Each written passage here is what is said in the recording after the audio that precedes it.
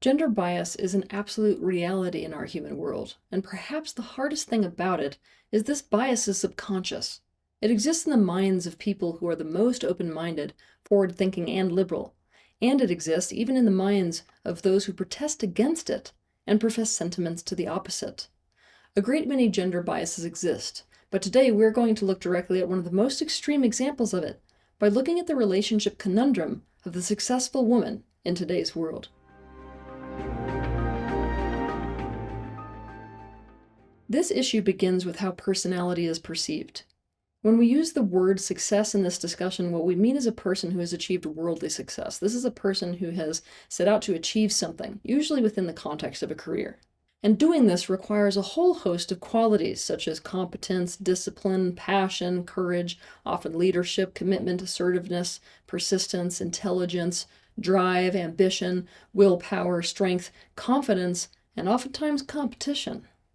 The problem is, again and again, in experiments and studies, these qualities in a man cause people to perceive him as more likable, and these qualities in a woman cause people to perceive her as more unlikable. In fact, this perception of women being unlikable due to these qualities increases in direct proportion to the degree of the quality. So, for example, the more competent a woman is, the less likable both men and women find her to be. This issue only deepens when we venture into the relationship lives of successful men versus successful women. So that you can understand this firsthand, I'm going to introduce you to a couple of people. The first person I'm going to introduce you to is Harriet. Harriet started out as a real estate agent. She then opened a brokerage. Now she owns a mortgage loan corporation and several brokerages. Her entire life is organized around her very large and very taxing career. The first question that I want to ask you is, what kind of relationship would be best for Harriet? What kind of partner does she need? Feel free to turn off this video to come up with your answer before continuing. Harriet wants to be in a relationship where she can live a together life with a man badly, but what Harriet needs in a relationship is support. She needs a man who can really own her well-being as his main focus, a man who's available, a man who can prioritize her and contribute and caretake and lend his energy towards her well-being on a daily basis. She needs a man who isn't out there in the world focusing on his own success and doing his own thing, but who will lend his energy to what is needed in the life she has built, and without losing his masculinity. After all, she needs those masculine qualities in her life, things like containment and protection and encouragement.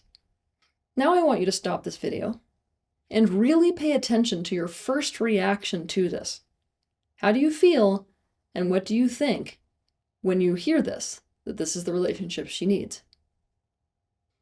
If you are like the vast majority of people, you will immediately feel resistance to this. You will feel like there's no equality in the relationship because Harriet will be on top and he will be less than. Perhaps you will feel like this is too much to ask of a man. No man would want to do this. Like he would be giving away his life to be there for her, and that's really unhealthy. Like it sounds like a real one-way relationship, because he would be giving so much of himself to her, but not getting much in return. Like no man who is genuinely in his masculine energy would ever say yes to this. Like a man needs to create something for himself and create a success of himself. Like any man in this situation would be emasculated and would be putting himself in a super vulnerable position. Now I want to introduce you to Arthur. Arthur is an entrepreneur who started a company that manufactures semiconductors for the electronics industry. He has his eye on winning over the global market. Arthur's life is organized around his dedication to his career goals. The first question I want to ask you is, what kind of relationship would be the best for Arthur? What kind of partner does he need? Feel free to turn off this video to come up with your answer before continuing. What Arthur needs in a relationship is support. He needs a woman who can really make his success her main focus. A woman who's available. A woman who can prioritize him and lend her energy towards his well-being on a daily basis.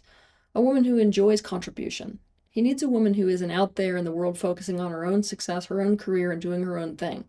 Instead, he needs a woman who will join his very large life and lend her energy to what is needed in this life that he has built. Now I want you to stop this video and really pay attention to your first reaction to this. How do you feel? And what do you think when you hear this? If you are like the vast majority of people, you will feel like this makes perfect sense. Like this is an incredible opportunity for the right woman. In fact, the right woman would be lucky to have this opportunity. Arthur has so much to offer the right woman. Things like being provided for and being kept safe and being a part of something big and having an important purpose and role. Like there are so many women out there who would love to do this. Like it's a good energy exchange. Like it's the perfect recipe for greater and greater success as well.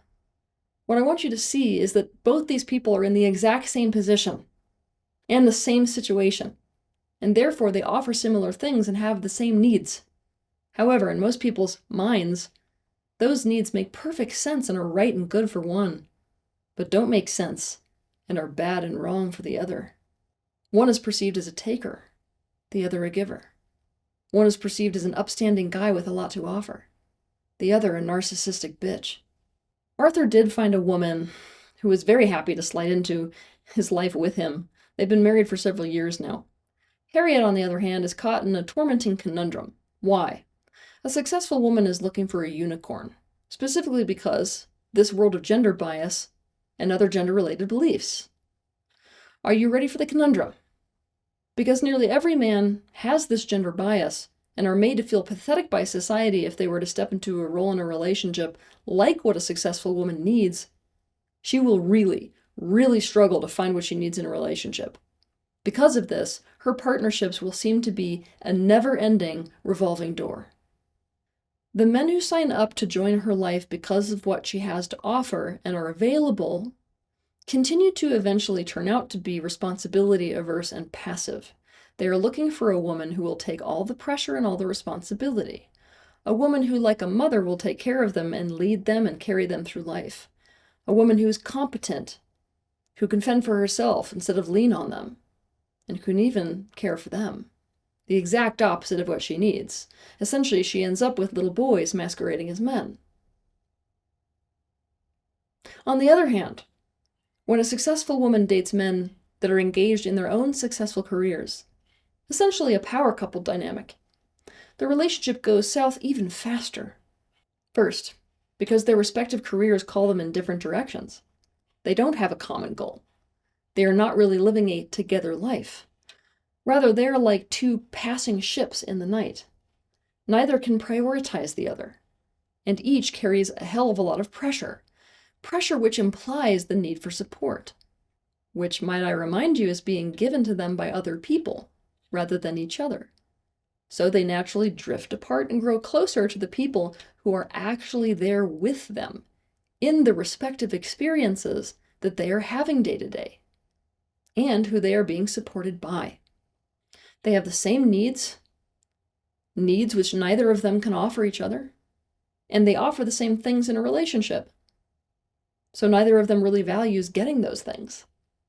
There's no really good energy exchange for the vast majority of them. Power couples only work for couples when increasing power is what each has as their priority, and therefore each increases each other's power in some way, even if they spend their life apart. Which is not what most people who have already gained a lot of success and power need. When a successful woman dates a man who is either retired or wealthy, let's say so wealthy they don't need to work anymore, these men don't tend to be interested in joining her life and supporting her. They don't want to support, and they're done with the hustle. They want to focus on fun and on their passions. They want a woman to join them in all of their adventures that they can go on. Which, might I remind you, that a successful woman cannot do, because this takes her away from what her focus needs to be on. To make matters worse, when a successful woman complains or cries to the people that she meets about this horrible place that she is caught in relationships, the most common responses that you will see her get is these two things. 1, why don't you just pay someone for the support that you're needing from a man? Basically, just have lovers. 2, can't you just learn to be okay being alone? Now, for a moment, I want you to think about saying this to Arthur from our previous example. That because of the life he chose, he doesn't really have that much to offer a woman. That he has to be okay with a woman not really supporting him in his success because she has her own life and goals to think of. That he should be okay living a separate life from whatever woman is in his life. That he can just pay someone to meet the needs that he has from a female partner. Or that he just really needs to learn how to be okay being alone. As a successful woman, it will very quickly begin to feel like no one likes you, no one wants you to exist, and like you're expected to get your success with no resources of support available to you. Rather that you must be supportive, because all women should be to others, while trying to succeed alone. This conundrum will only change when we change a great many things. First and foremost, we need to face our gender bias. We all have it, whether we want to admit to it or not. Second, we need to see that the gender biases that we have, they don't work anymore. Third, we need to genuinely change our attitude towards women who exhibit the currently disliked character traits that are synonymous with success. And fourth, we need to change our cultural attitude towards men being in different roles. Right now, the only role that offers a man status and respect and that is valued is one role. The role of a man oriented towards his own success, building his own kingdom, and who is a provider. This is to try to fit all men into a tiny box and to tell all men that this is the only true expression of masculinity, when this is not true at all, nor has it been true throughout history. If you look back over time, there were many roles within any kingdom or any society that offered a man esteem. And many of these were support roles, in fact. Today, all that has changed, and it isn't valid for any man to be anything else, and it isn't valid for a man to want any other thing for himself. This is tragic on so many levels, for both men and women, and for society at large. There are so many different expressions of masculinity. Not every man is born for his masculine expression to look like our current model, or to be in this role we expect him to be in. And believe me, it's going to be much harder for men to break this current limited paradigm if the rest of us and the whole of society is maintaining it and not affording him esteem or seeing him as a man or anything else. Have a good week.